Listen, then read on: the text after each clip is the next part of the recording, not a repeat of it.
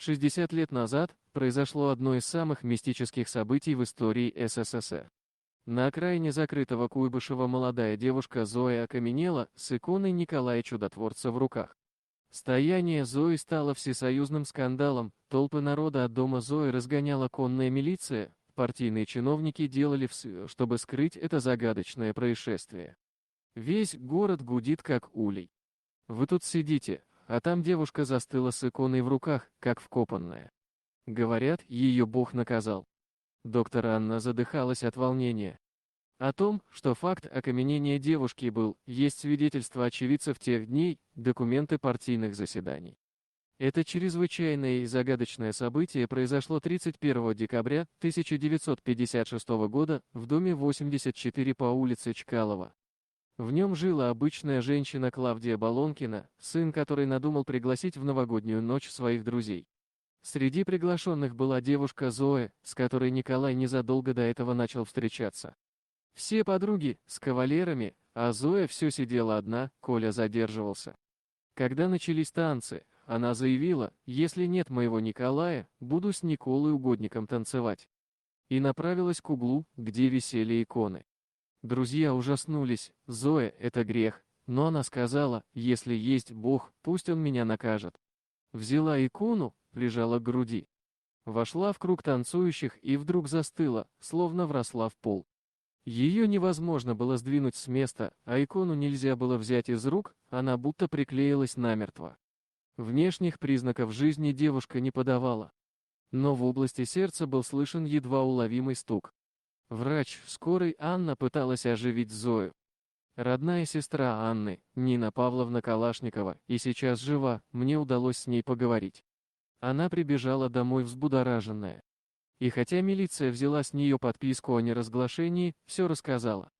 И о том, как она пробовала делать девушке уколы, но это оказалось невозможно. Тело Зои было таким твердым, что иглы шприцев в него не входили, ломались, а происшествие немедленно стало известно правоохранительным органам Самары. Так как это было связано с религией, делу дали статус чрезвычайного, к дому отправили наряд милиции, чтобы не пускать внутрь зевак. Волноваться было о чем. К третьему дню стояния Зои все улицы рядом с домом были запружены тысячами людей. Девушку прозвали Зоя Каменная. В дом к каменной Зое все же пришлось приглашать священнослужителей, ибо приближаться к ней, держащей икону, милиционеры боялись. Но никому из батюшек не удавалось что-то изменить, пока не пришел иеромонах Серафим Полос. Говорят, он был настолько светел душой и добр, что даже обладал даром предсказания. Он и смог забрать икону из застывших рук Зои, после чего предрек, что ее стояние закончится в день Пасхи. Так оно и вышло. Говорят, что Полоза после этого власти просили отказаться от причастности к делу Зои, но он отверг предложение. Тогда ему сфабриковали статью о мужеложстве и отправили отбывать срок. После освобождения в Самару он не вернулся. Телом Зои ожила, но рассудок ее уже не был прежним. В первые дни она все кричала: «В грехах земля погибает. Молитесь, веруйте». С научной и медицинской точки зрения трудно представить, как организм молодой девушки мог продержаться 128 дней без еды и воды. Столичные ученые, приезжавшие в ту пору в Самару ради такого сверхъестественного случая, так и не смогли определить диагноз, который поначалу приняли за некий вид столбняка. После случая с Зоей, как свидетельствуют ее современники, народ массово потянулся в церкви и храмы. Люди скупали кресты, свечи, иконы. Кто не был крещен, крестился только, ведь известно, от испуга изменения в сознании и сердце наступает в исключительных случаях. Как правило, хорошим человек становится лишь на время.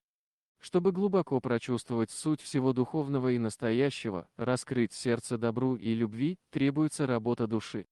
И религиозные, как и любые внешние атрибуты, тут ни при чем.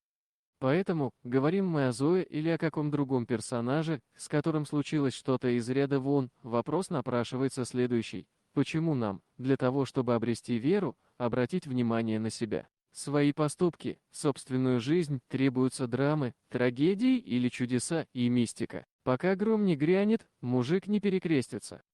Дорогие друзья, если вам понравилось видео, поставьте лайк, А также подписывайтесь на канал, где найдете еще много интересного.